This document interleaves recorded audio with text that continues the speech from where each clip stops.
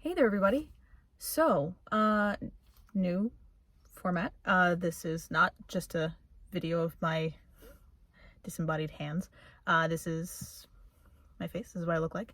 If you looked at, past videos that I had before I started doing videos about stationery, I do have some really old ukulele videos from like when I was 16.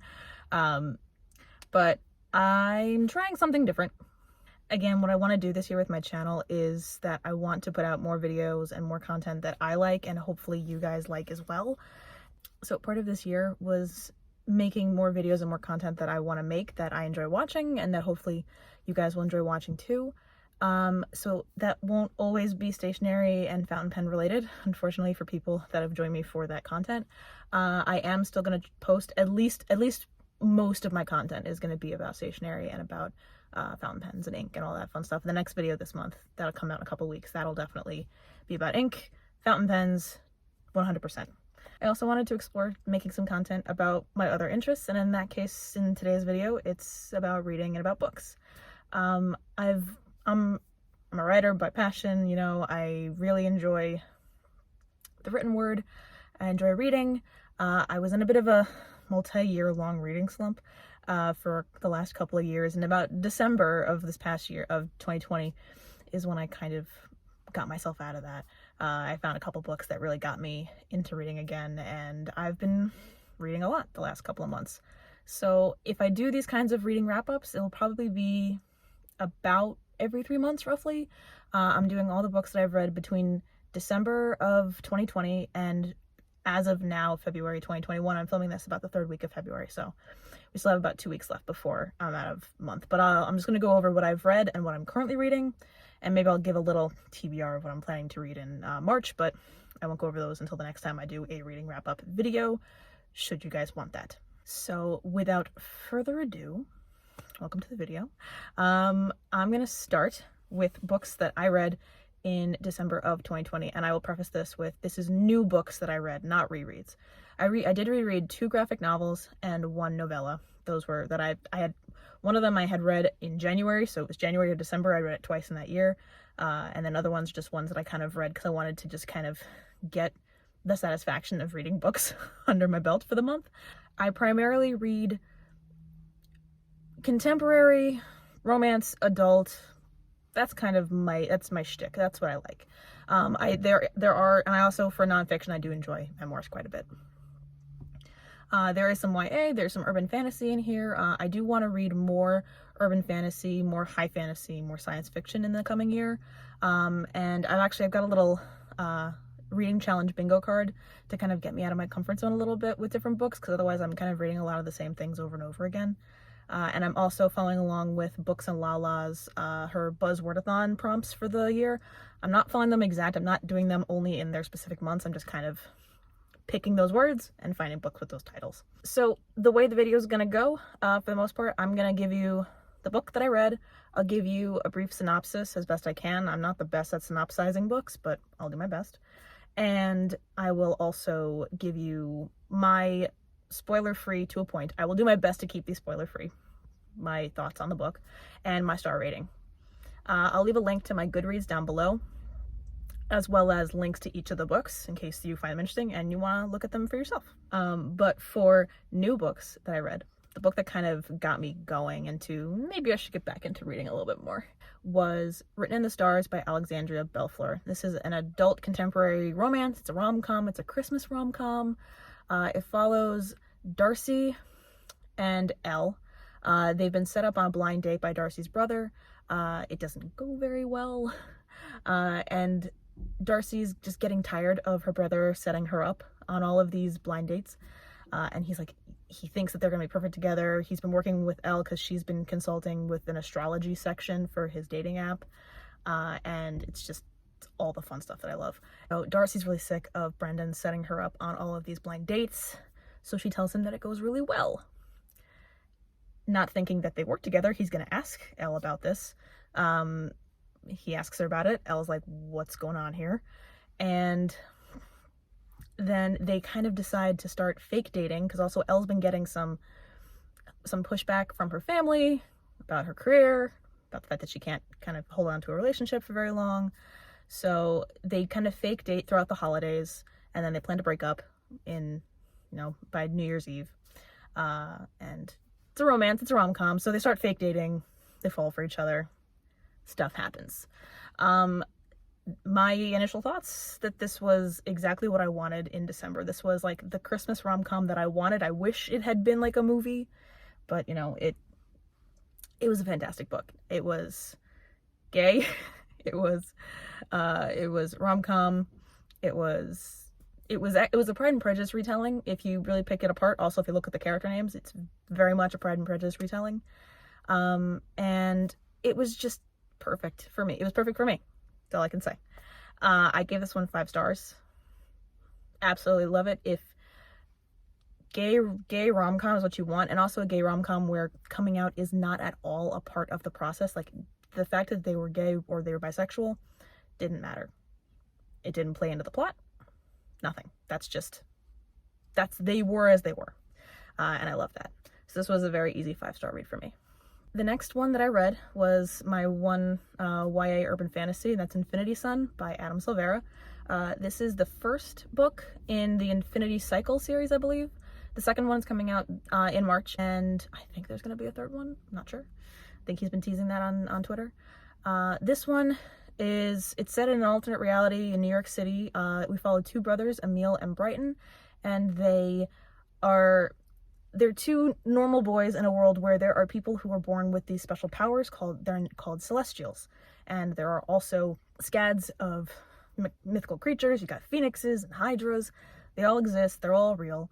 And there's been a group of people called Spectres who have figured out how to use the powers from these mythical creatures to give themselves powers. So Brighton and Emil are thrust into this world. They're recruited by this vigilante group of Celestials called Spellwalkers that are bent on fighting the Spectres and stopping them from doing bad things. I gave this one 3.75 out of 5. On Goodreads it says 4 because I have to round up, but I liked Emil. I thought his characterization was very well done. I really like the way that Adam Silvera does world building. I thought that this was a great setup for the rest of the series. It was a lot of setup because it is the first of an epic fantasy series. My biggest issue was the multi-POV and the pacing of the book. I didn't think that any of the POVs except for Emil gave much by way of plot. I didn't really think any of them added. There's 4 of them, I think, and I didn't think any of them really added much. Brighton added some, but for the most part, I was just kind of skimming through the chapters that weren't focused on Emil to get back to the plot.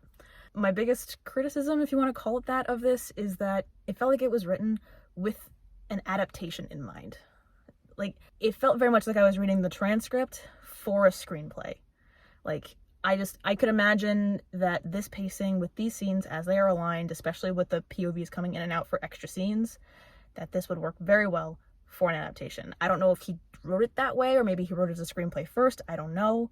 But that kind of bothered me because there was one scene that was like, someone's training montage, and it was written like I was reading the transcript of a training montage. Like, I could see the scene skipping in my head. So I don't particularly enjoy books that are written with the adaptation in mind, whether that's what was intended or not.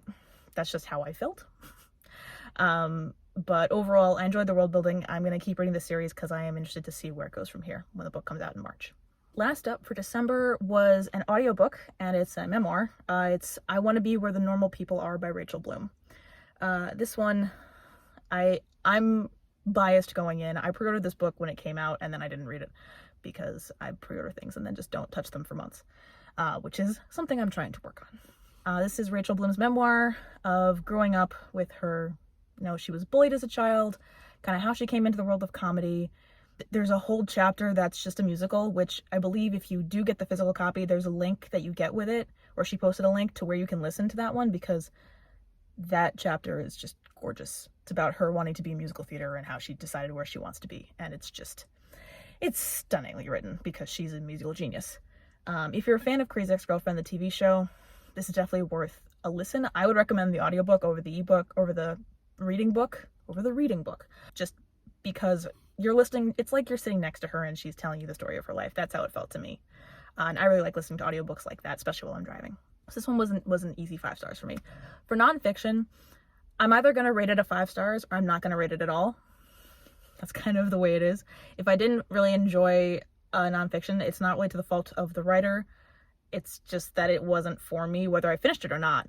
If I didn't fully enjoy it, if it wasn't a 5 star for me, it's just going to be a no, it's going to be a no rate, because it just means that I probably wasn't the target audience for it. So moving into January of 2021, yay. The first book that I finished was Save Yourself by Cameron Esposito. This is her memoir also. She's a stand-up comedian. I've been a fan of her comedy for a very long time, so I easily enjoyed this one. A lot of it is about figuring out her sexuality growing up in a heavily Christian community, society, going to Christian college, and figuring out her sexuality and dealing with like the pushback, the internal pushback of Christianity, gayness, what do here. At the very beginning, I tried to listen to it. I listened to this on the audiobook and I read it at the same time, because I thought that helped me, because when I was listening to just the audiobook, it felt a little too much like I was hearing her stand-up comedy bits again, which I love, but I've heard them all before. So I wanted something different. And luckily, by reading it, and then the further I got into stuff that she hadn't discussed in her comedy bits, I got to hear something different. So it was really nice to hear her inflections, as well as reading it on the page and how it was meant to be read.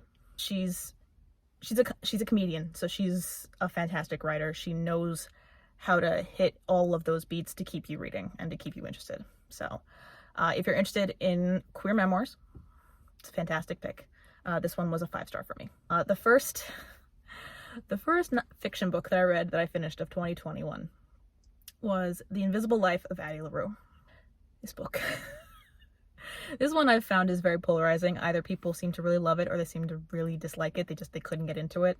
It's a very slowly paced book. There's not a whole lot of plot until like the last 100 pages.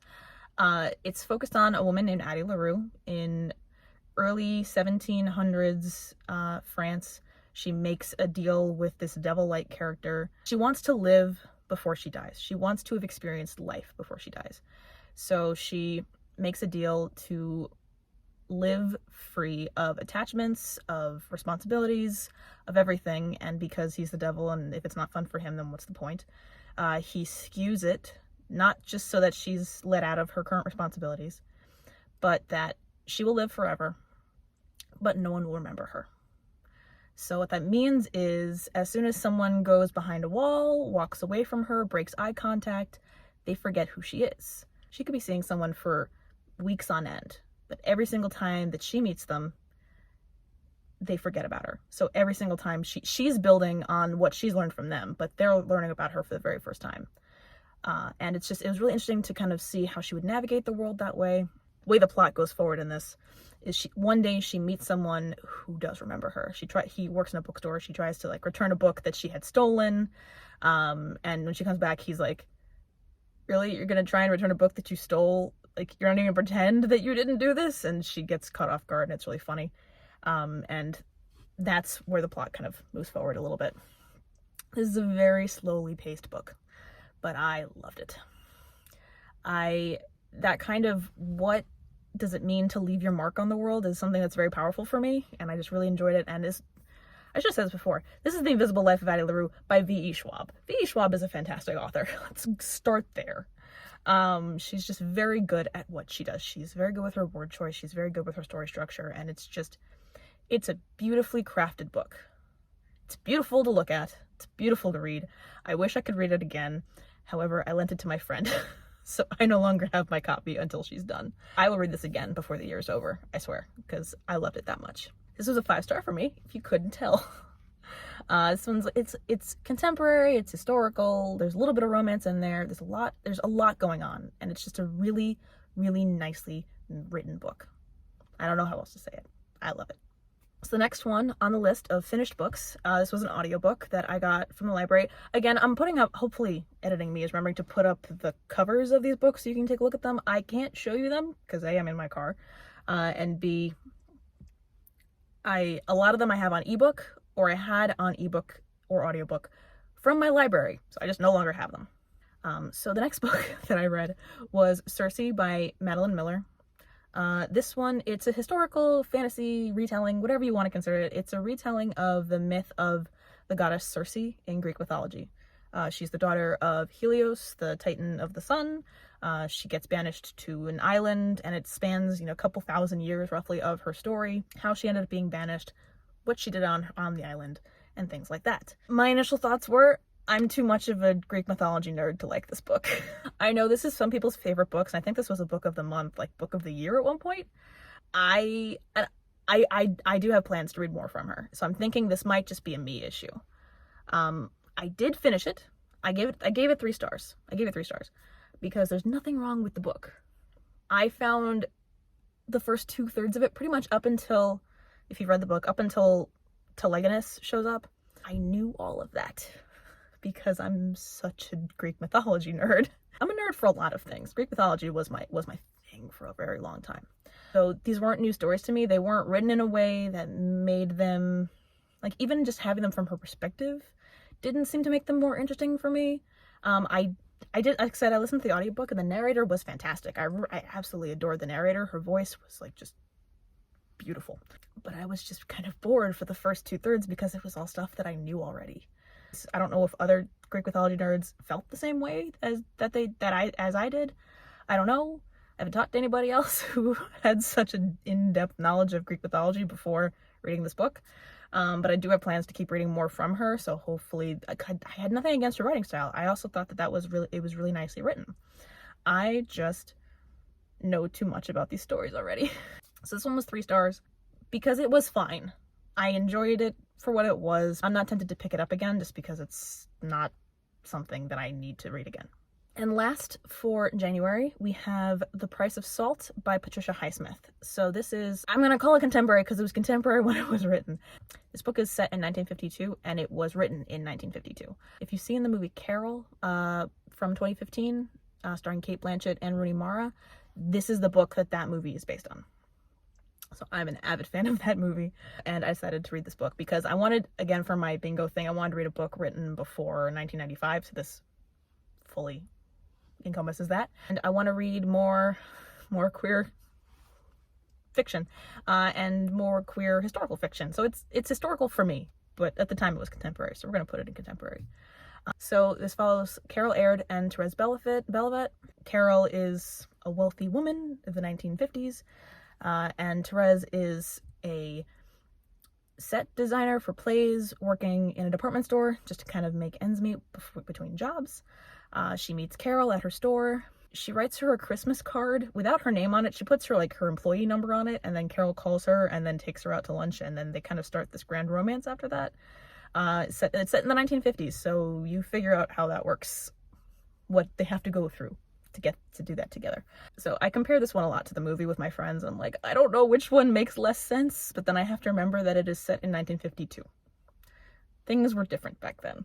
I think I like the book better because, having seen both, the book is solely from Therese's perspective. Just the way that she loves Carol and is kind of obsessed with her is a little relatable. I don't know, the way it was written and told solely from her perspective, whereas the movie is, even though there are parts that don't involve Carol, the movie feels like it's from Carol's perspective. So take with that what you will. I love both. I love the movie. I love the book. This is another one that I got from the library, and then I have the audiobook through Audible, like their Plus thing, whatever, that was included. I don't know. I didn't have to pay for it outside of my Audible subscription. But this is one that I want to get the book. I want to get the physical book because this is something that I just feel like I want to have. I gave this one 4 stars. I don't really remember why I gave it 4 stars, other than maybe I just couldn't connect because of the time difference between 1952 and 2021. I couldn't connect to some of how the relationship worked a little bit in that time period. I don't know. But this one was a 4-star for me. Going into books that I've read in February. Right now I'm filming this the beginning of the 3rd week of February. I've already read and finished 3 books. So we'll start with the first one, which is my nonfiction for the month. It is Fit at Any Age, It's Never Too Late by Susan Niebergall. So she is, if you don't know who she is, she's a trainer. She's an online fitness coach trainer. She does a lot of her content through YouTube, Instagram, and Facebook. She works with Jordan Syatt through the Inner Circle. That's how I found her. Her book details her story from how she's, gone from a yo-yo dieter to someone who worked out way too much to someone who's found the balance and created the healthy lifestyle that she wants. And then she gives tips and helpful advice on how you can do that yourself. It's your pretty basic fitness self-help book. She writes it the way that she speaks, which I really appreciate because I like the way that she speaks and I find it I connect to it very well. If you're a fan of her content, there's no reason not to get her book, honestly. I think it gives you more context to the person behind the account. And I think she's got a very relatable story. Her story is most people in America's story when they've tried to lose weight so many times. I gave this one 5 stars because, like I said before, for nonfiction, it's 5 stars or I don't rate it. So this was an easy 5-star for me. It was a really quick read. It's about 200 pages. You can read this in a day if you really want to. And I just really enjoyed it. That should be a trend here. I'm only really reading books that I enjoyed because there were a couple books that I DNF'd. I'm not mentioning those, just to put that out there. I'm not mentioning any books that I did not finish because what's the point? My next book was Red, White, and Royal Blue by Casey McQuiston. So this is a male romance it's between the first son of the President of the United States and Henry, Prince of Wales. So we've got fictional president, fictional royal family. Basically, the premise is when they created a scandal at the royal wedding, at Henry's brother's wedding, they have to kind of make a PR fix-up with it, and they have to pretend to be friends, and through that, they kind of catch feelings for each other, and then they're dealing with catching feelings and hiding their relationship and then figuring out how they can be together as a couple. It's really cute. I read it in less than a week, so for a 400-page book, that's pretty fast for me. Their relationship is just really cute. You've got Alex dealing with his bisexuality and figuring that out. You've got Henry dealing with the pressures from his family and like wanting to have the relationship but not wanting to want to have the relationship. It's a whole thing. And I wanted to read mostly romances for February, so this was a great place for me to go for my first romance for February. And this is another one that I got from the library that I will be buying a physical copy of because I want a physical copy of this book so badly. And I do believe that the author Casey McQuiston is coming out with another book this year in July, which I believe is 2 women. So that'll be a lot of fun. The last book that I've completed for the month of February I completed it this past weekend for the Love of Diversity readathon that I believe Mentally Booked on Instagram was hosting. I finished a book and started a book. I didn't really read one full book the whole weekend. This book was Honey Girl by Morgan Rogers. So this is a debut novel by this author. I got it through Book of the Month, so it does come out. By the time you're seeing this, it will be out. It comes out February 23rd. A 28-year-old woman named Grace, she's completed her PhD in astronomy, and to celebrate, she goes to Vegas with a couple of her friends, and she drunkenly gets married to a stranger. And then after dealing with that for a little while, she spends the summer in New York with her wife, and she's dealing with, some of the pressures from her family, from her work, from society. There's a lot going on there, but we're gonna leave it there because any more I say would probably be a spoiler. So my thoughts on this one, I was expecting more romance out of it. There isn't as much as I was expecting, based on the blurb, which focuses primarily on the romance. A lot of the book is focused on her dealing with the pressure from her family, dealing with the pressure that she's put on herself. There's a lot of talk of mental health issues, mental illness. There is some mention of self-harm, so I will caution that. And also, if you want to read this book, there's a full list, I believe, of content warnings on Morgan Rogers' website. So please look at that first, because there is some potentially triggering content in this book, just so that you're aware. I loved the romance. I did love the relationship between Grace and Yuki. I did want more of it. I will say, I think I read in my full review on Goodreads, I would have wanted more of it. I would have wanted more context, because for me, it felt like the relationship, their comfort level was a little rushed for me. I understand people will click, but for the most part, it felt a little too fast for me. But that was just my take. With that, I did give this one 4 stars just because I felt that the relationship was a little bit rushed. So that's it for the books that I have read. Currently, I'm in the middle of 2 books, 1 ebook and 1 audiobook. For ebook, I'm reading The Kiss Quotient, almost said that wrong, by Helen Huang. This one, it's adult romance. That's what I'm reading right now. It's focused on Stella. She is a high-powered economist. She is on the autism spectrum, and she's got issues with physical touch and affection, and she wants to work on that. So she hires Michael, who is a male escort, to teach her how to do the do. I'm gonna leave it at that. I just started reading it the other day. I'm about 25% of the way through, about 80 pages. I think it's a very cute romance so far. It's a little steamy. We're okay with the steamy here. But I'm enjoying it so far. And if the book continues its current trajectory, and based on what I've heard, this is easily going to be a 5-star for me, but we'll see. The last book that I'm reading currently is an audiobook, and it is The 7 Husbands of Evelyn Hugo by Taylor Jenkins Reid. This one is, people have described it as historical fiction. Okay. It focuses on the titular character, Evelyn Hugo, as she narrates her life to a writer so that this woman can write her biography. And she's a Hollywood starlet from the golden age of cinema. As the book suggests, she's been married 7 times. It's a dive into how those 7 marriages happened, her life as a Hollywood starlet, what it made her as a person. I don't know that much about it. I just started it today. But so far, I'm listening to the audiobook. It's got a couple of different narrators just to focus on different. So we've got like the Monique who is writing. We've got her perspective. We've got Evelyn who is narrating. And then there's a third one that I think is just like the other publications that are writing about this happenstance. But either way, I love all of these narrators. I think they're great. So far, really enjoying it, and I should be able to finish it soon because it's a really fast-paced read. Or listen, as the case may be. So those are my books that I have read or I'm currently reading. My plans going forward are to read, at least in March, I want to read more science fiction and fantasy. That's the idea. So I've got 4 books right now that I plan to read probably in March. One of them is Infinity Reaper. That's the new Infinity Cycle book from Madame Silvera. I pre-ordered it. It should be here the day it comes out, hopefully. The next one is one that I've had for over a year. I started reading it last year, right when I got it. And then a little pandemic happened. And I kind of just stopped reading. The fact that I DNF'd it at the time is not the fault of the book. This is The Stars We Steal by Alexa Dunn. It's like a Jane Austen-y persuasion retelling in space with The Bachelor. It's everything that I love. That whole description is just perfect for me. The fact that I stopped reading this book is nothing to do with her or the book. It's just the timing. So I'm going to pick that up again literally a year later, and we'll see how that goes. Hopefully, by the time that I want it, The Song of Achilles by Madeline Miller will be available to me from the library. It's got quite a long hold right now, which is a good sign. People really like it. And is another Greek mythology retelling. I've heard that it is just as good as Circe. So hopefully for me, that means that I like it better.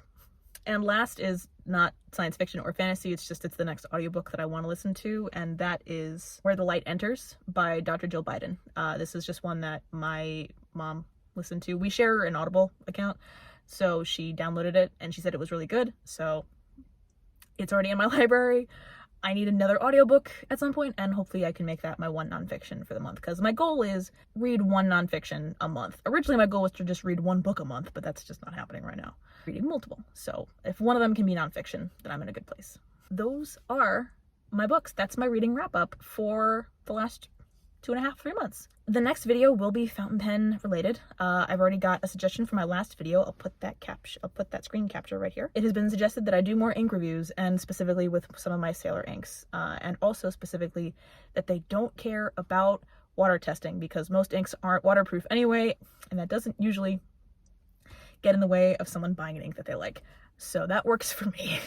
So the next one will probably be some kind of Sailor ink review. We'll see how this goes. The next couple months, we'll probably be back into more fountain pen related videos, and then I'll come back into the reading checkup in a couple of months. If you guys watched this to the end, thank you. Thank you for being here. If you like the video and you're new, think about liking, subscribing, commenting. Let me know what you think of this video and this content. I am Lauren Amanda. I post new videos twice a month, usually about fountain pens, stationery, and ink, occasionally about other things. So, thank you again. Until next time, have a great day, pen friends, and I'll see y'all later. Bye.